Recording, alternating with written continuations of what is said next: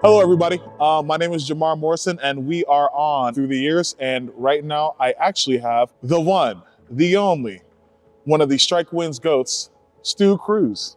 Hey! Introduce yourself. Hello. As properly introduced, I'm Stu. I march 16 to 19 with Wynds, and now I have the luxury to be back here on staff helping out. Tell me, how did you end up at STRYKE Wynds? Actually, it's kind of crazy. It's not crazy. I was in my college band, and at that time I had just graduated high school. I wasn't doing I had been 2 years graduated, hadn't done anything band outside of just school stuff. Oh, so you're on hiatus? And yeah. Okay. And Christina Coletti was in my Monday night band and she literally got up at the end of one of the rehearsals and she was like, hey, there's gonna be a thing this weekend for STRYKE Wynds if anyone wants to check it out.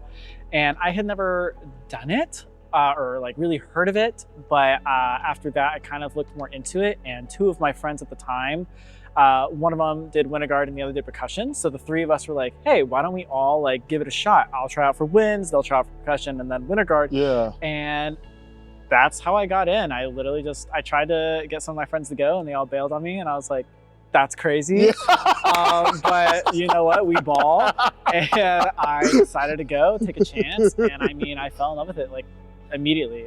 I remember being so scared in the beginning, and then it was within a couple weeks it was like, no, actually this is where I not only want to be, but this is where I should be. Right. Yeah. Who did you make friends with first in STRYKE Wynds, actually? Do you remember Jane? Yeah. Yeah. She was my first friend. Her, Joella, Chip, Chip. Oh my god. They were that was squad in the very beginning. Yeah. They really were my anchors then. Yeah. Quick Easter egg, if you guys don't know, if you watch, I think 15, 16, 17, I think maybe 18. I don't know if Chip was with us in 18, but Chip has been our guitarist for 3 years. He was a guitarist. So back then we always had a live set of percussive instruments in the background. So even Chip had to press something with a drumstick to start our track in 16. It was actually really interesting. Tell me about 16. What did you enjoy about it the most? Just how new it was for me. And I had never heard of indoor winds. I've always been interested in obviously the drum corps aspect and also fall and all that, but I had never been introduced to something like that and given the opportunity to not only perform again, but to be able to push myself. The high school I came from wasn't competitive in any way. What high school? And Dwyer. Oh wow, that's crazy. That's crazy. Yeah. At that time, it wasn't competitive, and I remember going in and Josh, it was crazy. We set up lines, and he was like, "All right, who here doesn't know how to do a tendu step?" And I was one of the only people to be like, "Oh!" it was very unfortunate because I was so ready to be yes, I don't know. And then I realized I was one of the only people, and everyone was already in their jackets and stuff. The one tier. Actually, I know how to do that.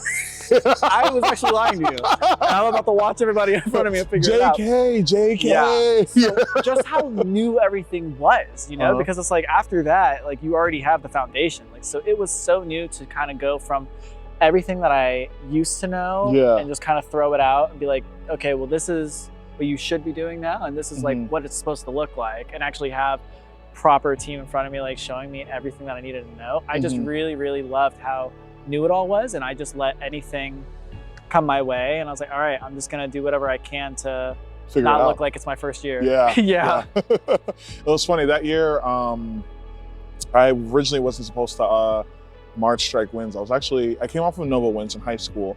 And then I was originally gonna go march FIU Wynds, but it was so far from me, and I didn't have a car at the time, so I was Ubering to rehearsals. Shout out. Oh, people don't know about that. I actually Ubered to rehearsals my first 3 years. No way. 18, I got a car. In 18, I got a car. Back then, no, I was not driving. I was Ubering to rehearsals, and so oh my God. Yeah. And then I ended up not doing that, but then I remember Paula, she was on staff at the time. Paula Monique. Paula. Cadet. She's a cadet legend and a South Florida legend. Yeah, oh my God. She was giving me lessons at the time, and she was like, why don't you start march STRYKE Wynds? And I was like, sure. And it's actually funny, that is the second time I ever met Josh and had a full conversation, but I don't know. Wow. Yeah, that's literally. And then so once I met him and then saw him teach, I was like, oh, this dude's the real deal. Yeah. I think Josh took me from being a mid-grade marcher to being a really good marcher. Dude, Josh took me from literally like nothing. Like the technique that we had was so crazy that like being in front of him, I was like, actually, I've never marched before a day in my life. Like it really took me from like the ground underground to finally above ground. And it's annoying too, because like he'll do like demonstrations and he'll be in sandals and he still makes it look good. Clean. And I'm like, I've been doing this now for too many years and I'm still struggling. Right. So of all your years marching, what was the one that you enjoyed the most? 19. Really? Oh, yeah, easily. Tell me why. I love that year. I loved it because that was my second year on leadership, so I felt a little more comfortable in that role at that time. Yeah. And so many of the returning members were there, you know, people that we marched with in 16 on. Yeah. Like we really had a close crew at that point. It was almost like our senior year almost. It really was. Yeah. And like to bring in so many new people who were so hungry, like to be a part of that was really cool. But like, I love that show. I loved like the concept of it. I really bit into it. And I feel like as a horn line, like we sang that source material so much. Just like off the rip. Just like it was stuck in our head. It was always on like our brain. Like that was so much fun. And I feel like that was a season that I pushed myself the hardest. Coming off of 18, I felt like I ended it on like the wrong foot, I guess. Interesting. Like I just felt like I could have done more. And so I almost didn't come back in 19. I remember. That was crazy. I remember. And it was because of Josh. Yeah. That That's how it always goes. He really does know how to rope them in. Yeah. Because I was like, yeah, no, I'm done. And then it was like a few weeks in, because we already learned like the whole first dance moment and everything. And he got me in, and I was so glad that I came back because it felt like the right thing to do. Right. And to be back with so many of my friends. I'm about to cry. I mean, truly, like to be back though. with so many of my friends and to be welcomed in like immediately, like it was like, okay, wow, it doesn't seem crazy for me to just be back. It feels like I wanted to be back and I want to be here too. And that was really fun. I felt like visually I was pushing myself the most, like really trying to set a strong example to like the newer members. Yeah. Because I'm like, I want you to love this as much as I do without forcing you to love it. Like, I just want you to see that like you can be good and just stay in your own lane. Yes. And it was awesome. I mean, like that whole season, except one rehearsal, when we were learning our on and offs, that was maybe the one day that I was like, this year is killing me. Yeah. But that whole year was just like, I feel banger after banger for me. I mean, like getting to hang out with all of y'all post rehearsal, having like our own little like the crib. Yeah. Oh yeah, the crib. Like doing Smash tournaments off the side and literally having Josh be like, if you're staying over at Jamar's, don't play Smash tonight. We need you ready tomorrow. Like, just like those little things, it made that season so unique. Because it was like, we all are not only like getting closer and closer on the floor, but off the floor, we had such good chemistry that it really was something that I was like, I don't want this to end. No. I mean, we came back on that bus ride and I remember we were asking Josh, can we please pull out the floor one more time and do the show one more time? Yeah. Like that was something that I never experienced in all 4 of those years. Like wanting to do it again after a 20-hour bus ride. Yeah. Being like, hey, full run? Because that was a show that I feel like not many of us wanted to let go of, you know? It was just like, that was a really nice show. No, I think 19 for me was like such a, I don't know, like it. I get emotional about 19 very much so. Like not even like trying to fake cry, like I don't know why, but like, because I remember in 18, like we got bronze and we were so annoyed about it, not in a snobby way. We were just like, yo, like we tried our best. So you know what I mean? We knew we could have done. Yeah, we knew we could have done more. And like, and that's so funny about us as a team, because like we always were just like, a challenge ensued, we never ran away. Ever. Even like sometimes going into like the face of like, we probably know what's gonna happen, but we're still gonna do this and we don't care. You know what I mean? Like we were never really afraid. And so like after 18, like a lot of people didn't want to come back, and then I'll never forget. And this is a story I really shared on paper or record. Like the amount of recruiting I had to do in 19. Like I remember it like was finished, and I started teaching high school marching bands, and I started teaching at like Cypress Bay High School and West Broward High School, and I got a lot of kids that really wanted to march. And then literally like it started piecing itself together. And then for auditions, like what I was trying to do was like I was trying to get every old vet that we could. Yeah. Like you know what I mean? You text me so. Yeah, literally. I was like, nah. Yeah, right. Nah. So like, and once everybody was saying no, I was like, okay, so if I can get this person to do it, then this person will do it, and then little by little, step by step. And it worked. Yeah, everybody was coming back, did. and so like nobody. I know I talked about it in a different episode, but like we went from like 32-piece ensembles, 36 pieces, to like 50 on a floor. Yeah. Like that was the first year that I was like officially like a horn sergeant, like officially like put in charge to like do things, and I had so many failures, but like That's where you grow. without you, I was bad cop. He was good cop. Without Stu, a bit. yeah, without Stu to like balance me out, STRYKE Wynds 19 would not be what it was. Yeah, a lot of namaste moments, like towards the end of rehearsal. Like, hey, let's all bring it in real quick. Yeah. Let me talk to you at the back of the floor. Like, yeah. Because what it was like, you know, we were getting challenged by the staff because it was the first time that Robbie wrote the complete book. He was basically training us from scratch, and like the standards itself were higher for all of us. Like we were just like, you know, if we're gonna do this, if we're gonna put all this work into it, let's do it. And it wasn't. We were unrelenting. Yeah, I feel a lot of us that ended up coming back really had that chip on our shoulder of like, we knew what the year before left us feeling like. Yeah. And knowing like, I don't want to feel like that again. Right. And not even about the end result. Yeah. Like, of just feeling like I could have done more. Yes. I could have just done more if I really just bunkered in. Yeah. And it was really nice to like have so many of like our, you know, heavy hitters like come back, like that we think that we thought wouldn't, you know, like, we really thought wouldn't. And like getting to do that, and also like you reminded me like getting to recruit, because I was at Coral Springs at that time. I got to bring Kenny in, Bonnie in, and like getting to march alongside people that I was teaching like later. It was just such a surreal thing to be like, hey, so that means when we're at rehearsal, this shouldn't look like that, because we're out there on the weekend getting that work. So that was truly like just so unique. And again, like just having all those people back and knowing again, like, oh, we could have taken this further. Yeah. We can take it further. That was like awesome. Because that energy, like you said, it was unrelenting. Like we kept that all the way through. Even on like those hard days, it really was like, remember the goal. I remember Nicole sat us down and we did that whole visualization run. Oh, that changed everything. And like we opened our eyes and all of us were like crying. Yeah. It was just like such a moment. Like we truly loved that program. Yeah. Regardless of like the issues we were having. Yeah.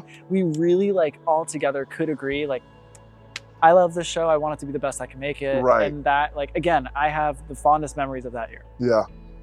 You even say that, it's so funny because like Woody and I can argue to the ends of the earth, but still give each other a hug at the end of the day. Yeah, that's so real. That's what's so amazing about that. It was kind of like butt heads where we were like, you still want to do the thing? Yep. All right, let's do it. Yeah. Dude, he got me through that year too. Yeah. I remember like through those blocks, like we would lock eyes on the opposite sides of the floor and we'd be like, like just try to help each other out, like help each other out before Josh gets us. Right. It really was like, yo, I got you. What was your favorite year? Not to turn the script. My favorite year, honestly, I think it has to be 19. I think 19 is a pivotal even point in my life, actually. I really think you guys taught me how to be a real leader. And I think, you know, a lot of people have said like I've had leadership skills in the past, but you guys taught me how to hone it because I'm just so like, I want to get this done. And then like, I know like, at the time I knew what the what was, and like you taught me the how to get there, or there's more than one way to get there. Yeah. You know what I mean? Because I'm always just driving and like going and like, you know, and back then I could be blunt, I could be blunt as like a baseball bat. Like it was like a thwack to like, hey, figure this out, bro. I'm here to get good. And I'd be like right behind him, like, it's okay. Like, and then, don't worry. Right. Like, I got it. I'll go talk to him. Like, yeah. I know you're trying. Yeah. Like, right. And then so like I realized like, oh, like people really didn't get that. So when you told me that, I never really understood it, because at least to me, like I'm an open book, but I didn't realize like how it was coming off, and I was like, oh, that makes more sense now. And I think that was a huge thing for me. It was like 19 for me as a person really turned me into someone not even softer, like gentle, and like use humility as power, not necessarily having to direct all the time. I don't have to do that. I can delegate and not do the job myself. Yeah, it gave you perspective. Yeah, exactly. Like, and that year really was a huge growing year. Oh, absolutely. For all of us. For all of us. Yeah. And I think that's why I cherish it. Like it makes me cry to this day because I don't think I would have like even go full blown into like this career if 19 didn't exist. Yeah, I occasionally watch that run and like out of the ballad, like we turn like back front and like that crescendo right there. I like well up because I'm like, damn, like, it really is. Like we worked so hard for that moment and it felt so good. And like that was a year I really was like, I can leave off regardless of result. Like I was like, that's the one that I can walk away from. And I was like, we gave everything we could. Yeah, everything. Like it spoke for itself. Everything. It was what it was, and like I have no regrets that year. Well, it was funny because like, if you're a STRYKE Wynds fan, you'll see the infamous video, the 50-person rotation, the first one. There's an infamous video of like us in a rehearsal. That rehearsal, in Ohio. Yeah. And we were actually in the same rehearsal spot that we were in 16. I knew that. And we were all in like, I remember we were going up and we were all talking to each other like, is this the last year? Because I think we're all done. Like, we all, like that was our senior year for us. And like we were in that rehearsal and we don't know what happened. We finished our music warm up. Someone said set. I don't know what happened. We moved the same. We all got there and I'm like, oh, I think it's about to be good. Blacked out and locked in. Literally, like we were all on the same page. And like, I'm talking about like all of us were just like, we're here to do this thing. I don't know what happened. Like that night felt electric. Yeah, shout out that gym. Yeah, seriously. It really was. Like, it felt so good. We were having like rep after rep that just was like, wow, that was nails. Yeah. Like, that was the one.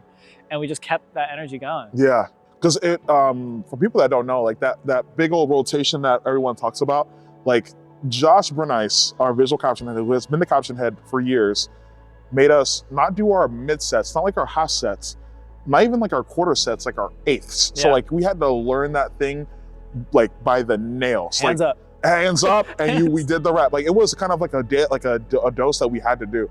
And it was funny too, because I think in 2019, that was like one of the few years we could all like correct each other. Yeah. And we were all cool with it. Like, we were just like, all right, does this make us cleaner? Yeah, all right, cool, bet. So yeah.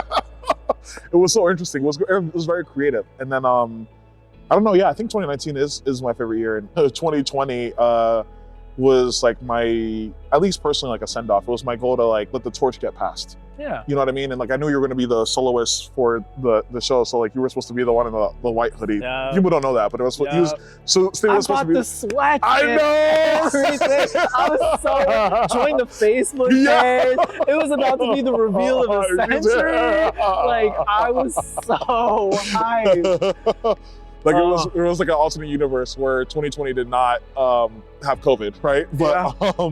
But yeah, no, that was supposed to be like our kind of like our love letter in a sense from us as super vets to like the next generation of like, hey, we're leaving you this, and then here's the keys. How does it feel to be on staff?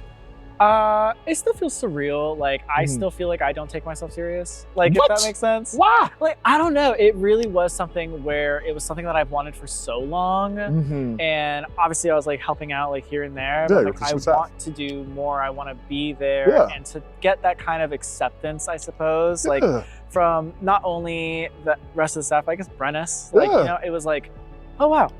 Yeah. You see me, like, oh my God. It's like, yeah, girl, you've been here for 4 years. I hope you see me. But that truly was just such a shift. And it has been so cool to continue to put that inspiration into, like you said, the new generation. And to like, I remember last year when we were in Ohio, like simply just going up to one of the kids and be like, dude, I just need you to believe in yourself on this. You're so close to achieving it. Just stop second guessing yourself and just believe. And like just getting them to come back and be like, thanks for believing in me. Like it really is like the smallest things, like it makes such a huge difference. And being able to continue to be with the kids and just shoot them like a look and they'll immediately know like, oh, I messed that up, my bad. I'm like, all right, at least you know. It is so cool to be on the other side and to continue to push their excellence and to watch them hold that and to hold it close. It's very obvious that they show respect for the road that was paved for them. Of course. And as they continue to walk on it, it's clear that they're doing it with chins high. You know, and that is something that's so cool that you look at this ensemble, like even coming back this year and looking around the room, I'm like, man, I'm so used to walking into this room and seeing, you know, like all of our friends, like all of the kids that we marched with that now are grown adults and looking at them like, man, you guys were my age when I started. Literally. And look at you, like you're doing it and doing way harder things, like really going like pedal to the metal. And it's like, man, if only you knew. If only you knew. And watching them, and you can only hope that, again, as being on staff and showing them like how much fun they can have, that they can show that to others and continue that cycle, rinse and repeat. Yeah. And it has helped me grow and kind of realize like, you do need to take this serious. Like you kind of took this like, oh, okay, like I kind of got this like now, but now it's like, no, you need to have intention behind everything and you need to have the answers. And conviction. You can't just say, do this. You need to know why and how, because that is so beyond just as important. And so that has been really fun to push myself that way, because like taking a step back and then coming back to it, it really has reminded me like, this isn't something that you can just phone in. This is something that you really have to give a lot of your love and attention to. Yeah. And so being on the staff, like, it really feels special to be able to provide that to some of these kids. Yeah, I think STRYKE Wynds taught me how to like give my 100%, honestly. Yeah. Like, and leave nothing unturned, and regardless of the result, you can say that you did.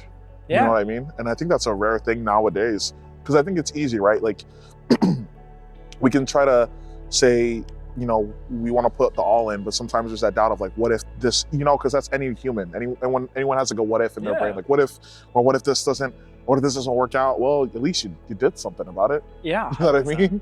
I think that's important. If you could say anything to someone in the future of STRYKE Wynds, what would you tell them?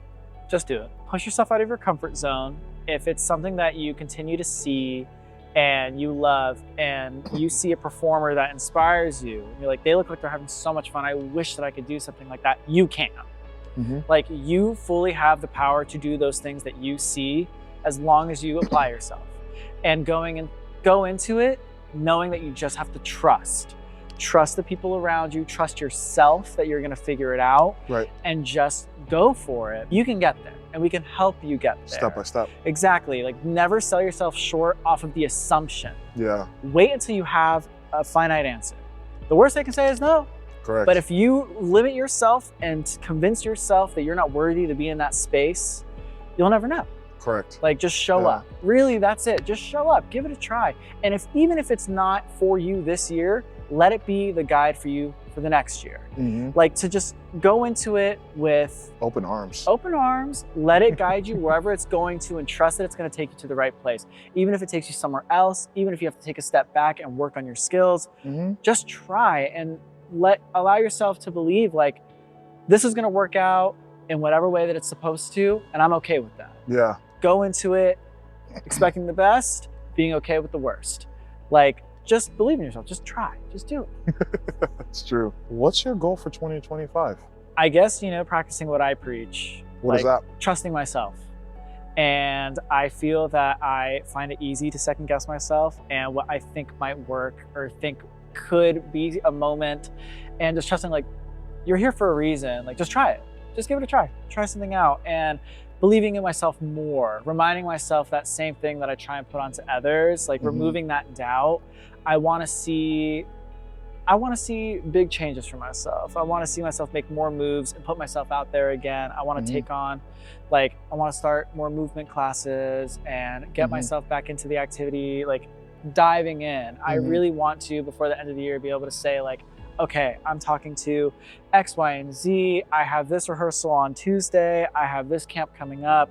Like, just anything to get that ball rolling again. Like, for myself, I just want to really re-immerse myself and just be in it. Not to the point that I'm drowning, but to the point that I'm in a little floaty and I'm like, this is what you wanted. Yeah. So enjoy it. And so I really just want to push myself more and allowing myself to branch out, have fun, commit myself more to the programs, and just have a good time. Not stress so much about the small things, just trust it. For STRYKE Wynds, obviously to get them the best that they've ever been. That's like first and foremost. But to leave an impact. The goal always is to provide a show so that at least one person in the stands sees it and is like, I want to do that. I want to pick up a horn. I want to start getting better at movement. To inspire, really. I really want that last note to leave some kids in that stand like, maybe I should do my high school's program. Maybe I should give it a try, maybe I sold it off too quick. So I think for Wynds, I really would like to inspire the next generation to keep this activity growing. At least for me, for 25, I don't know. I think, and maybe this interview is so special to me because we've been friends for so long. It's just, I think I just really want to make sure I left this place better than I found it, which that's already done. But even as like from like a staff standpoint, admin standpoint, like I can leave and say, number one, I was part of this group. I was able to march. I was able to teach. I was able to help on the admin side. I was able to help on the staff side, and like everything's pretty much set in place where like it can be ran in. I don't have to intervene. You know what I mean? You just yeah, put it into trusted hands. Right. And if I'm needed, I'll come in. You know what I mean? I'll be like Piccolo in Dragon Ball Z or farming, and I'll be back in. There you like, go. you know what I mean? Like, you'll just stand in the door. Yeah. If you want to clean this wrap, you're about to get it. Right. You're about to get it. Yeah, because I know I believe I'm always welcome here, right? It's I don't know, it's a family here, and I love this place. Yeah. It's hard to get away from it. Yeah, I love this place. Well, Stu, it was really nice talking to you. It's always a pleasure. This has been good, and I can't wait to see where we're in the future. Me too, man. I mean, we got some cool things going, and I'm ready to see where it takes us. It'll be great. All right, bye.